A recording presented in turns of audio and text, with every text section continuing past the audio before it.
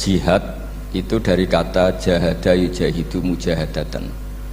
Kalau masdar mujarrodnya jahida, ada yang baca jahada, jadu jahdan wa jihadan, itu maknanya serius menekuni sesuatu. Jadi tidak harus bentuknya perang. Tapi Islam juga jangan anti perang, karena andaikan Islam itu tidak punya konsep perang, itu juga kita bingung saat kita dijajah Belanda. Jadi sesuatu itu pasti akan ada momennya, ada pembenarnya. Disebut kalau dalam fikih muqtadul hal.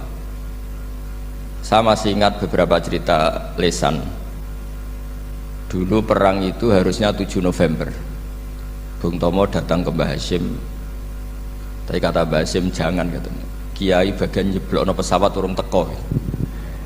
Walhasil nunggu Ki Abbas dari Buntet Pak Kapolres itu doanya spesial untuk menjatuhkan apa? Pesawat. Saya kebetulan banyak kenal sama cucu-cucu Ki Abbas Buntet. Tanggal 10 datang terus perang dimulai. Dan itu menjadi perang bersejarah karena jenderal dari Belanda ya, dari Inggris ya. Itu sampai meninggal. Jadi siapa Malabi ya? Jadi intinya Anda jangan berpikir bahwa negara ini didirikan hanya oleh umarok. Bahkan sebelum ada negara, yang sudah ada itu ulama. Dulu para wali songo sampai para kiai era kemerdekaan itu sudah membentuk satu komunitas. Di situ ada ketua pondok, ada bendahara, ada macam-macam. Sehingga kiai lah yang bisa menggerakkan publik untuk melawan Belanda. Karena kiai ini juga yang megang otoritas publik. Ketika seorang Mbah Hashim Asy'ari memfatwakan jihad itu fardhu ain, maka semua orang berpikir harus jihad melawan kehadiran Belanda atau penjajah mana saja. Tapi itu satu sisi ya. Di sisi yang lain, bahasa Arab itu ada sisi uniknya. Kalau menamai penjajah itu musta'marin atau al-isti'mar. Isti'mar itu meramaikan dunia. Karena memang bangsa kita dulu itu ya aneh, tapi nak sampean kerasani teman-teman ya kualat itu mbah-mbah jenengan. Kita ini dulu memang ya agak aneh. Belanda itu sudah penjajah, tapi sama buyut-buyut kita dipanggil Doro. Bisa kamu bayangkan kiai saat itu untuk mengingatkan masyarakat pentingnya melawan Belanda. Wong manggil Belanda saja Doro tuan. Terus kemudian kita berfatwa melawan Doronya. Jadi benahi ilmunya saja wis sak penggawean kira-kira gitu. Jadi ngelola orang bodoh itu ya kangelan. Enggak dikelola itu bangsa kita, dikelola itu ya rodok goblok banget. Wong ngundang penjajah apa? Doro. Jadi itu PR besar. Tapi kiai itu punya seni untuk memberi penjelasan. Makanya diantara kelebihan ulama itu pasti warasatul anbiya itu di fatona ada unsur kecerdasan. Cerdas itu seni mengelola pikiran manusia, itu namanya cerdas. Makanya saya berkali-kali kalau ngaji harusnya orang itu semuanya itu pengagum ilmu, jangan pengagum fakta, ini pengagum ilmu. Ya saya berkali-kali mencontohkan, kalau Anda suami yang miskin, nggak punya uang, terus pulang dimarahin istri karena tidak punya uang atau kerja tidak sukses, harusnya kamu bangga. Anda juga kan yang berteori kalau suami nggak becus itu pasti dimarahin gitu. Nah, ketika menjadi fakta harusnya Anda syukur bahwa ilmu Anda itu benar gitu. Jadi pas istri marah, wah alhamdulillah ternyata teori saya ini benar gitu. Ini lucu kan, teori Anda mengatakan demikian, tapi pas menjadi fakta Anda tidak siap. Nah, begitu juga menyangkut penjajah. Belanda itu sudah maju, Eropa sudah maju, Indonesia negara yang terbelakang. Di mana-mana terbelakang itu menjadi objek penjajahan. Di mana-mana yang terpelajar itu posisi menjajah. Sehingga ulama berpikir bahwa awal dari kemerdekaan adalah mengertikan yang tidak ngerti. Karena teori penjajahan pasti gitu, yang tahu menjajah yang tidak tahu, yang sudah modern menjajah yang belum modern dan seterusnya. Makanya awwalu hadzal din itu al ilmu. Makanya nomor satu itu ilmu, pengetahuan. Di sini pentingnya sampai Islam mewajibkan thalabul ilmi fardhatun ala kulli muslimin. Karena tadi bisa kamu bayangkan 350 tahun dijajah Belanda, kita manggil mereka itu Doro atau tuan. Kayak apa? Susahnya menggerakkan masyarakat yang cara pandang masih demikian. Lah kiai-kiai supaya tidak berontak dibikinkan masjid di alun-alun, diberi otoritas beragama sehingga dikira Belanda ini baik. Padahal ini dulu ya niatnya meninabobokan biar tidak ada pemberontakan. Walhasil singkat cerita, kiai-kiai yang sudah di Mekah termasuk Mbah Hashim, beliau ketemu Muhammad Iqbal, ketemu beberapa ulama dunia, tahu bahayanya mustakmarin tadi. Terus akhirnya kiai-kiai kumpul-kumpul fatwa resolusi nopo jihad. Jadi ini mukaddimah sebagai pembenaran, sebagai setuju saya sama Kiai Haji Ulil Albab bahwa nomor satu itu jihad. Tapi jihad tadi pemaknanya harus utuh. Kalau kondisi perang ya perang, kalau kondisi stabil ya jihad untuk memajukan apa? Indonesia. Dan itu saya ulang lagi dimulai dari ilmu. Sebelum saya ngaji Minhajul Thalibin saya cerita ilmu itu apa? Ilmu itu sederhana, sesuatu yang mudah. Karena ilmu itu fitratallahi allati fataran nasa napa? Misalnya begini, saya orang miskin, nggak punya apa-apa. Sudah nggak punya apa-apa, nggak punya jabatan, terus keluarga yang nggak pati loyal, mungkin istri ada ngidolakan kita, bahkan anak kita sendiri juga nggak ngidolakan kita. Itu kan sial-sialnya orang, anak kita aja nggak pernah ngidolakan kita.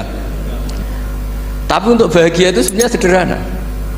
Sederhananya begini, orang pinter itu ingin mempertahankan kehidupannya, terus pinter sampai berobat habis banyak ke Belanda, ke Jepang supaya mempertahankan nyawanya. Nah, si miskin ini kalau dia setiap makan, ya Allah, saya dengan makan ini mempertahankan nyawa saya. Sehingga makan itu satu kajian ilmiah bahwa ini luar biasa. Bahwa orang punya Alphard, punya uang 1 miliar, itu tidak mempertahankan sesuatu yang pokok, yaitu nyawa. Orang tidak punya Alphard itu hidup, nggak punya uang 1 miliar hidup. Tapi kalau nggak punya nasi 1 piring, nggak punya air 1 gelas bisa mati. Artinya apa? Orang miskin itu yusyarikul aghniya, sama dengan orang-orang kaya dalam hal kepemilikan hal-hal yang pokok.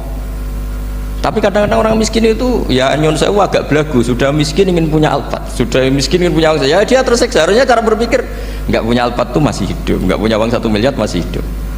Yang punya Alphard hidupnya juga pakai nasi 1 piring, yang punya uang 1 miliar juga pakai nasi. Ya kalau itu kan sama, saya punya. Kalau gitu kan bisa miskin rasa kaya. Itu memang harus dilatih. Nah, kalau orang kaya kan rumahnya banyak di mana-mana. Memangnya kalau rumahnya banyak di mana-mana terus tidur di sini 1 jam, di rumah itu 1 jam, malah nggak bisa tidur kan? Tetap aja yang dipakai 1 kamar. Itu gunanya apa punya rumah banyak? Setidaknya zaman miskin itu dia berpikir gunanya apa punya rumah banyak yang dipakai hanya 1. Meskipun suatu saat kalau dia kaya juga berpikirnya agak rubah. Ya penting punya rumah banyak biar kemana-mana punya rumah, nggak apa-apa. Tapi sementara masih miskin jangan berpikir seperti itu. Nah yang menjadi miskin kacau kan sudah miskin berpikirnya gaya orang kaya. Itu kecelakaan itu. Lah itu ilmu, maksud saya itu ilmu. Sehingga dulu Nabi ngajari orang miskin itu sederhana. Ketemu orang miskin sama Nabi diajarkan. Nabi diantara ajarannya begini. Ada seseorang man asbaha, orang yang setiap harinya mu'afan fi jasadi, dia sehat, aminan fi sirbi, negara dalam keadaan aman, tidak dalam ancaman, indahu qutu yaumi, dia hari itu punya makan, faka'an nama khizat lahu dunya bihadafiriha, berarti dia sudah punya dunia dan seisinya. Karena polanya sama. Buat Presiden Amerika itu yang untuk mempertahankan nyawanya ya makan pokok dan minuman pokok, bukan jabatannya sebagai presiden atau punya uang triliunan. Orang paling kaya di Indonesia juga gitu, untuk mempertahankan hidupnya juga dengan makanan pokok, dan itu orang miskin punya. Nah, kehidupan paling top itu apa? Ya kehidupan yang mempertahankan nyawa itu yang paling top, lainnya itu enggak. Karena mempertahankan nyawa ini super penting dan orang miskin bisa. Nah, saya berharap ilmu seperti inilah menjadikan dulu itu kuat ketika melawan Belanda. Kenapa kuat? Karena mereka gampang syukur. Barokahnya gampang syukur itu selesai dengan dirinya sendiri. Kalau bahasa intelektualnya itu, orang kalau sudah selesai dengan dirinya sendiri bisa berpikir memanfaati pada orang lain. Nah, dulu orang-orang miskin ketika era sahabat, termasuk era para ulama yang mendidik para umatnya, itu selesai dengan dirinya sendiri.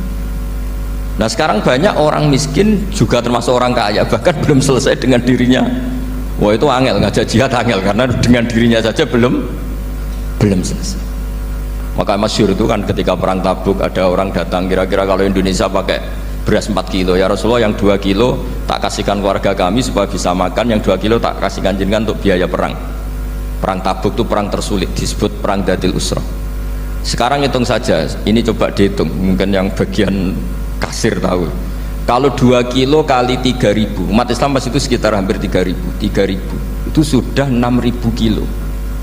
6.000 kilo itu artinya apa? Orang miskin ketika perang membiayai dirinya sendiri, itu satu.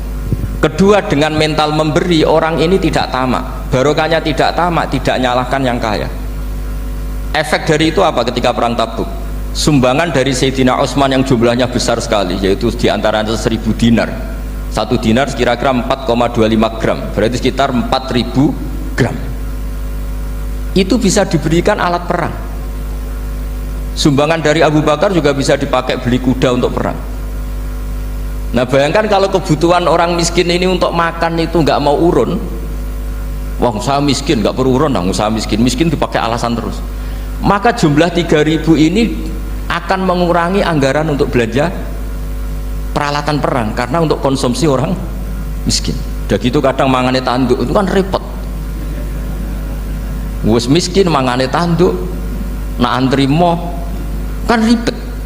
Artinya apa? Perang ini tidak fokus karena ngurusi konsumsi untuk orang-orang miskin. Nah, dulu zaman Nabi orang miskin pun semuanya heroik. Mereka dibantu gak mau, inginnya bantu. Sampai dicibir sama orang munafik. Apa gunanya sedekah 2 kilo? Wong perang ini perang besar antar negara. Pas itu mau perang melawan Romawi. Sampai orang munafik bilang alladzina almizuna almuttawwiina minal mu'minina fis sadaqati walladzina la yajiduna illa juhdahum faskharuna minhum. Orang-orang munafik digambarkan Allah orang-orang yang mencibir sedekah kecil. Wong untuk perang besar kok sedekahnya hanya 2 kilo. Tapi yang mahal bukan 2 kilonya. Kalau ada 1 juta orang miskin menyumbang negara 20.000, itu artinya apa? Kita punya rakyat yang inginnya hubungannya dengan negara memberi. Tapi coba kalau kita 2 juta rakyat yang inginnya dari negara mendapat, pegawainya demo ya. Nah ini ajarannya Nabi yang luar biasa. Dulu Nabi itu bisa mendidik orang miskin pun bermental memberi. Nah barokahnya bermental memberi ini mereka selesai dengan dirinya sendiri. Coba kalau mereka tidak bawa makanan sendiri ketika perang, mungkin kuda yang untuk perang, terus mereka berpikir, "Bu ini saja disembelih supaya kita bisa makan." Ribet kan? Ngapain beli senjata yang mutakhir, makan saja nggak bisa. Tapi barokahnya mereka urun sendiri, mereka selesai dengan dirinya sendiri. Ini hebatnya didikan Rasulullah Shallallahu Alaihi Wasallam. Nah, dulu Mbah Hashim dan kawan-kawan itu berhasil mendidik seperti itu. Santri yang miskin-miskin itu kalau ngaturi kiai duwene telo itu kayak no telo, duwene wi itu kayak no wi. Sehingga kiai sing wis mapan-mapan, misalnya kados kula wonten kan mun setengah mapan, ya akhirnya yo iso mangan wi. Jebule wi ku yo enak gitu. Santri yo seneng mergo kiai ini seneng pancen wis suwi mangan pizza misalnya. Nah, tapi nak sing melarat terus aku melarat kiai tak kei wi mosok doyan. Wis melarat medhit di alasan kan ribet kan. Ini yang perlu dihilangkan. Medhit kok berargumentasi. Tapi yang mahal itu bukan winya, mental memberi. Orang itu kalau mentalnya memberi itu berarti selesai dengan dirinya. Tapi kalau tidak bermental memberi pasti tamak. Dan tamak itu mesti menghakimi orang lain.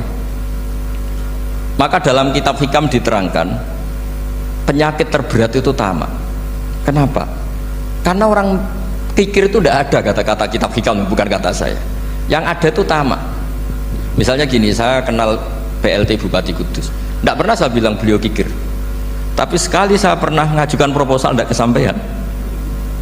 Wah, beliau medit. Jadi saya menvonis medit itu sebetulnya ya karena punya keinginan tidak kesampaian. Coba kalau ndak, bahwa medit orang serap penting. Misalnya anak-anak muda sama orang-orang cantik di Jakarta, pernah nggak kamu bilang itu sombong? Ndak kan? Setelah kamu bilang, "Mbak aku ingin kenalan mbak sampeyan," terus dia agak mau, baru kamu bilang sombong karena keinginan kamu ndak. Nah, bayangkan kalau orang bermental tomak kayak apa bangsa ini. Nah, sahabat itu dididik oleh Nabi, tomak itu selesai karena keinginan mereka memberi. Sehingga Indonesia bisa merdeka begini itu barokahnya didikan ulama, semuanya ingin memberi. Dulu belum ada negara, tentara-tentara kemerdekaan kalau di kampung-kampung itu ya dibiayai donatur-donatur, termasuk bahasa saya, buyut saya dulu. Itu berapa ton aja beras untuk pasukan Hizbullah, pasukan TNI. Di Aceh ada Daud berih, ada yang baca berueh. Jadi baca aja kayak kira asap ada yang berih, ada berueh, saya juga gak tahu. Orang Aceh kalau baca berih memang. Nyumbang berapa emas untuk kemerdekaan Indonesia. Yang Kesultanan Jogja Legowo, Jogja tidak lagi negara tapi diberikan bagian dari Indonesia dan seterusnya. Nah, jadi semua ini barokahnya didikan Rasulullah SAW yang diteruskan para ulamanya bahwa nomor satu didik masyarakat itu bermental memberi. Dengan bermental memberi apapun kecilnya ini selesai dengan dirinya sendiri. Itu kalau sampean nggak punya mental memberi nanti pulang dari Pemda, sok acara di kabupaten berkata ini tok ribet itu. Awas itu, bar ngaji langsung lali berarti sampean. Sudah kalau nggak urun ini sudah luar biasa, nggak urun untuk berkat itu sudah luar biasa. Jadi itu yang makanya Nabi itu Quran dimulai wa mimma razaqnahum apa yunfikun. Quran mengajarkan bermental memberi yunfikun. Nabi berkali-kali ngulang al yadul ulya khairum al yadis sufla. Dan memberi itu tidak harus nunggu kaya. Gambarannya Quran tentang orang baik itu gimana? Alladzina yunfikuna fis sarra wadharra. Bukan fis sarra saja, ketika wadharra juga. Saya pernah guyon sama orang kaya di Jakarta, dia uangnya miliaran, mungkin malah triliunan. Guyon sama saya, Gus saya ini sudah sekian bangun masjid di mana-mana. Saya ini berarti hebat. Enggak, kata saya. Enggak ada masjid agama tetap jalan kata. Karena di kampung-kampung sudah banyak masjid kata. Masih keren tukang becak kata. Kok bisa Gus? Sampai nyumbang masjid 1 miliar, itu masjid apa kata saya? Ya masjid-masjid besar. Nah itu paling dipakai kubah atau menara atau apalah yang tidak mendesak. Tapi kalau orang miskin ngutangi orang miskin itu kalau nggak utang hari itu nggak makan. Kan nggak mungkin tukang becak ke utang ada bank atau orang kaya raya kan kenal saja enggak. Mesti orang miskin utangnya sama orang miskin. Saya kalau orang kaya utang Habib Bidin mesti mau beli Innova karena level orang elit, jadi utangnya itu beli Innova, aksesoris Innova, seri terbaru. Tapi kalau orang miskin sama orang miskin utangnya itu beras untuk nyawa ya. Artinya apa? Kalau saya diutangi Habib Bidin untuk beli Innova itu ganjarannya itu sekunder, tapi kalau sesama orang miskin itu ganjarannya primer. Keren mana hutang-hutangannya orang miskin sama orang kaya? Satu menyelamatkan nyawa, satu menyelamatkan citra. Dia baru sadar, ternyata orang miskin lebih hebat ketimbang saya, lebih hebat tapi tidak usah ditiru kata saya. Cuma dia menjadi tidak sombong sekian miliar yang disumbangkan ke masjid karena dia menjadi tahu ternyata itu tidak bangga. Nah kecuali masjid-masjid yang kamu nyumbang memang masjid perintis di daerah-daerah yang belum ada masjid. Kalau masjid-masjid besar itu kan kadang kebutuhannya sudah selera bukan pokok. Nah saya ini cerita ya, jadi supaya orang tahu lah. Zaman Nabi itu orang sudah selesai semua dengan dirinya sendiri. Jadi maksud saya Islam nggak apa-apa tanpa masjid itu masjid yang sudah sifatnya selera. Indonesia kan masjid sudah sifatnya selera semua. Yang dikatakan masjid pokok kan yang dipakai sholat bisa, dipakai alat sesuci bisa. Tapi kalau sudah selera ya pondasinya harus begini, lampunya harus dari kristal, terus kubahnya itu sudah selera. Nah rata-rata sumbangan yang miliatan itu kan sudah ke selera. Sementara orang miskin utang-utangan sama orang miskin untuk menyelamatkan apa coba? Nyawa. Artinya para orang miskin jangan kecil hati, wah saya sudah kok hanya 2 kilo, tapi 2 kilo nyawa. Dan itu pahalanya luar. Nah ini ilmu asal saja. Nah kiai itu berhasil seperti itu sehingga orang-orang miskin dulu tuh ngrumat tentara itu ya nganggo ui, nganggo telo, bahkan ada yang pakai apa itu Pak Hartopo itu pisang itu, arasnya pisang itu. Gronggolnya pisang sudah dipakai saja Pak tentara. Tentara di mana-mana bisa makan. Coba kalau yang ngamal yang kaya tok itu tidak cukup. Tapi barokahnya yang miskin juga ikut ngamal itu cukup karena yang miskin itu mayoritas. Jadi didukung kaum miskin itu pasti menang lah kan kira-kira gitu. Karena di mana-mana orang miskin itu banyak. Menemukan orang kaya itu nyari data. Kalau menemukan orang miskin seketemunya pasti ketemu. Dan orang miskin ini dididik ulama untuk berkontribusi. Sehingga banyak tentara ketika dicari Belanda pura-pura jadi petani. Ini juga yang menyelamatkan orang miskin. Nah ulama dulu tuh orang paling sukses mensuasanakan seperti itu. Nah, itu yang diceritakan di perang Tabuk. mimpa di maka tayazihu qulubu fariqim minhum. Jadi perang Tabuk itu perang di antara yang paling diceritakan Allah berkali-kali apa? Ya Rasulullah, tadi malam saya buruh dan ini dapat 2 sok, ya kira-kira berapa kilo lah, yang separuh untuk keluarga kami, yang separuh saya sumbangkan ke jenengan. Lu coba perang antar negara hanya menyumbang 2 kilo beras, bayangkan. Tapi nilainya bukan 2 kilo. Kalau 2 juta rakyat Indonesia nyumbang 2 beras, artinya hubungannya dengan negara hubungan ingin memberi. Dan barokahnya hubungan ingin memberi, ora pati kecangkeman tomak, ora pati kakean menuntut. Ini yang mahal itu yang gak ternilai itu. Dan itu menjadi kekuatan yang luar biasa sehingga umat Islam bisa mengalahkan pasukan Romawi. Nah, Indonesia dulu kira-kira seperti itu, pra